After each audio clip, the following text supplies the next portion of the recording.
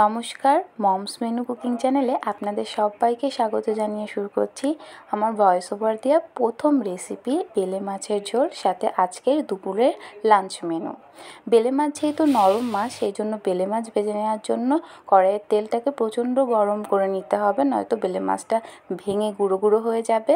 ওই জন্য আমি তেলটা গরম করে আস্তে আস্তে নেড়ে আমি মাছটাকে ভেজে নিলাম। তারপর তেল গরম করে কালো জিরে, কাঁচা লঙ্কা, আলু, পটল আর কাঁঠালের বীজ দিয়ে একটু ভাজা ভাজা করে 1 চামচ জিরে বাটা, হলুদ, লবণ দিয়ে সামান্য একটু জল দিয়ে কষিয়ে নিতে হবে। যখন তেল থেকে মশলাটা আলাদা হয়ে যাবে তখন দিয়ে দিতে হবে জল পরিমাণ মতো। জলটা ফুটে উঠলে দিয়ে দিতে হবে মাছ। আর মাছ দিয়ে বেশি নাড়াচাড়া করা একদম যাবে না, কারণ মাছ তাহলে ভেঙে যাওয়ার সম্ভাবনা অনেক বেশি। আর লাস্টে দিয়ে দিতে হবে একটুখানি চালের গুঁড়ো। আর ব্যাস, বেলে মাছ রেডি। এইবার আমাদের মেনুতে আজকে ছিল ভাত, পটল ভাজা, কুমড়ো ভাজা, চিচিঙ্গা ভাজা, বেলে মাছ আর আমড়ার চাটনি। ব্যাস।